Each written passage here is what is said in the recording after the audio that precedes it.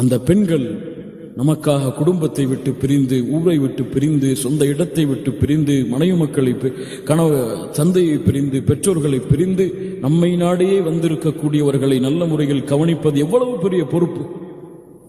எவ்வளவு பேர் உதாசனப்படுத்துறாங்க தெரியுமா? உமர் ரலியல்லாஹு அன்ஹு இடத்துல ஒரு கம்ப்ளைண்ட் வருது.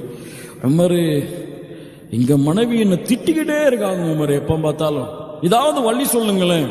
உமர் அவர்கள் சொன்னார்கள், நாளை வா, ஏதாவது தீர்வு இருக்கலாம். உமர் ரலியல்லாஹு வீட்டு வாசலுக்கு போனாங்க. அங்க ஏதோ சத்தம் கேட்டுட்டு இருக்கிற, உள்ள வெளியே வர்றாங்க உமர் ரலியல்லாஹு அன்ஹு.